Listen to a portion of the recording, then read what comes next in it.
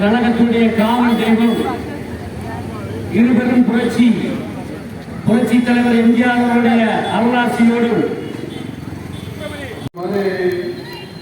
ஒன்றிய கலாச்சார மாற்றமும்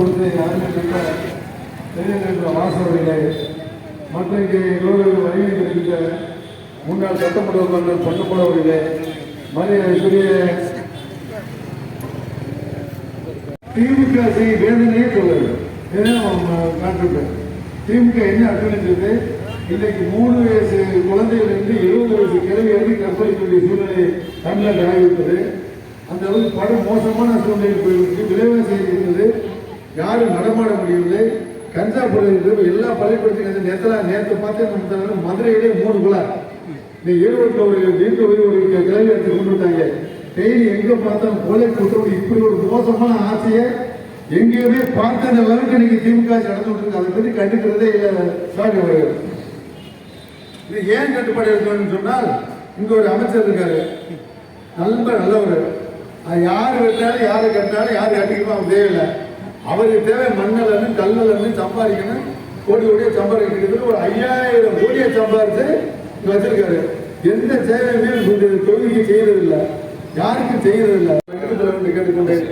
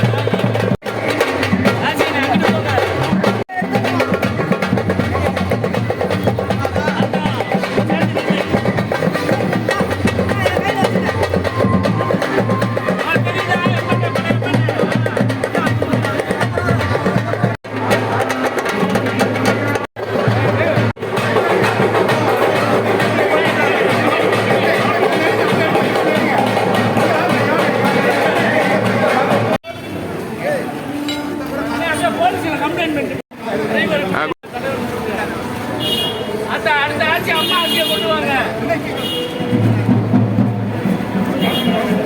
ரெட்டலைக்கு அடுத்து ஓட்டு போடுங்கக்கா. தலைவாணி பேரு கோபிக்கு மைக்கு கொடுத்து நல்லா